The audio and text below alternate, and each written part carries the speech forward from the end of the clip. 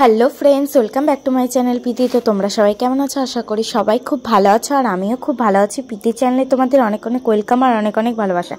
তো দেখো, বাড়ি থেকে ইন্ট্রো দিতে ভুলে গেছিলাম, তাই দেখো রাস্তায় বেরিয়ে আমাকে ভিডিও করতে হচ্ছে, আর মনেই ছিল না তো ব্লগ করতে হবে। তো চলে এলাম আমরা ঘুরতে ঘুরতে। কোথায় বলো তো এটা জায়গার দেখে বলো তো কোন জায়গায় আমরা এসেছি? তোমরা দেখে বুঝতে পারছো আমরা কোন জায়গায় এসেছি? বলো তো এটা কোন জায়গা?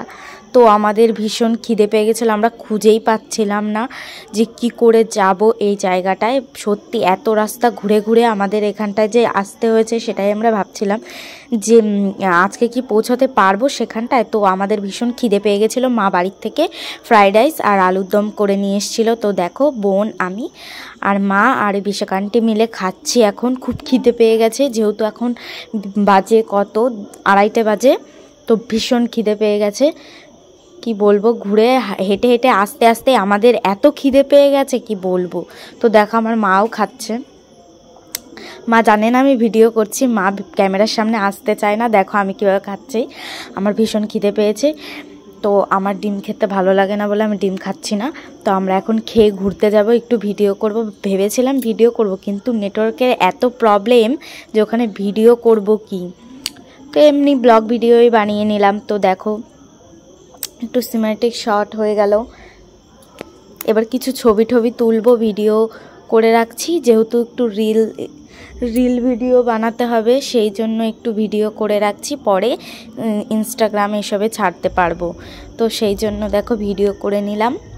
এখন তো মানে রিলস মানে ওখানে নেটওয়ার্কের এতটাই প্রবলেম ছিল যে আমি ভিডিও করব কি মানে কি করে করব, সেই জন্য। তো দেখো আমি এখন ঘুরে ঘুরে তোমাদের দেখাবো ভেতরটা। তো এখন আমরা যাচ্ছি ভিক্টোরিয়ায়। তো দেখতে পারছো আমরা কোথায় চলে এসেছি।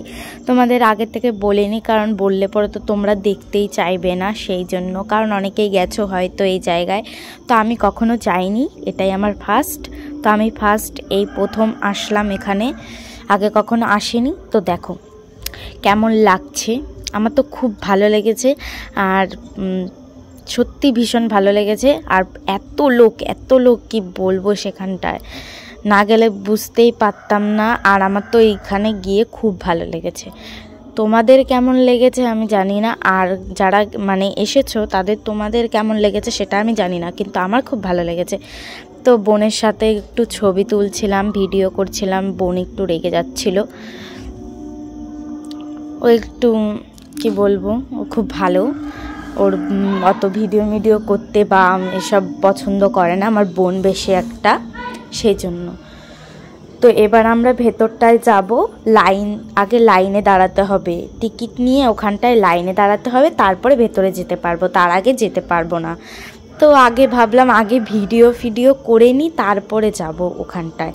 তো সেই জন্য দেখো আগে ভিডিও করে নিচ্ছি, একটু ফটো তুলছি। সবাই ফটো তুলতে চাইছে, মানে মা আর বিশ্বকান্তিও ফটো তুলছে। আর আমার এত গরম লেগে গেছিলো, আমি জ্যাকেটটা খুলে ফেলেছি, প্রচণ্ড গরম লেগে গেছে। ভেবেছিলাম খুব ঠান্ডা পড়বে আর খুব শীত লাগবে। তো ওখানে যাওয়ার পরে এত লোকের মধ্যে গরম এমনিই লেগে যাচ্ছে। সত্যি ভীষণ সুন্দর জায়গা।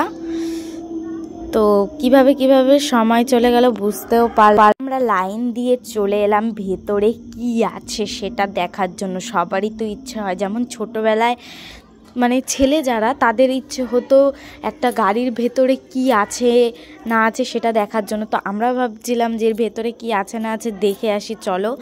আমার বোন বলছিল যেতে হবে না, প্রচণ্ড ভিড়।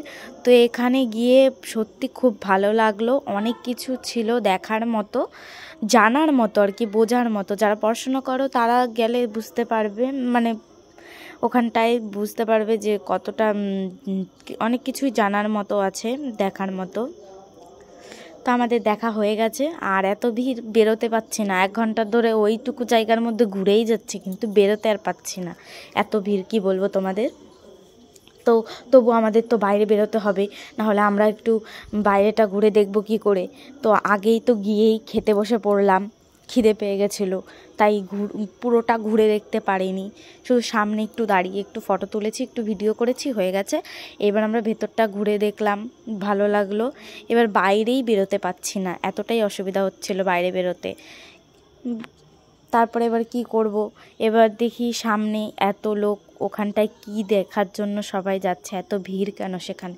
তো সেখানে গেলাম, গিয়ে দেখলাম সেরকম কিছুই না, মানে লোকজনের ভিড়টা একটু বেশি।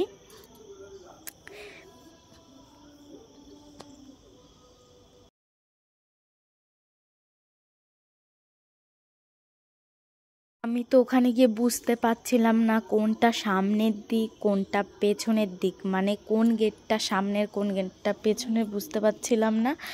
তো একবার মনে হচ্ছিল আমরা যে দিকটা দিয়ে আসলাম সেটাই হয়তো সামনের দিক আর এটাই হয়তো পেছনের দিক। তারপরে বলল একজন যে না, এটা সামনের দিক, ওটা পেছনের দিক।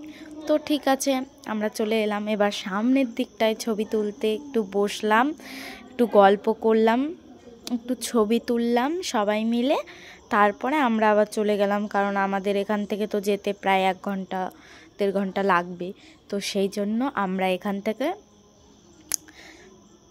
চলে গেলাম ওই সাইডে।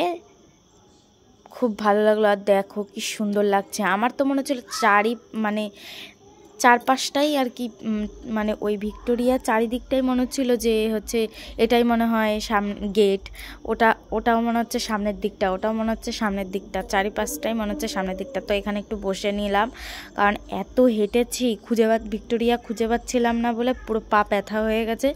হাঁটতে হাঁটতে আর ভাল লাগছিল না, আর ওখান দিয়েও হাঁটতে পারছিলাম না, সেই ছোট ছোট পাথর দেওয়া ছিল, তো সেই পাথর উপর দিয়ে হাঁটতে অসুবিধা হচ্ছিলো। তো সাইড দিয়ে হেঁটে হেঁটে যাচ্ছিলাম আমরা।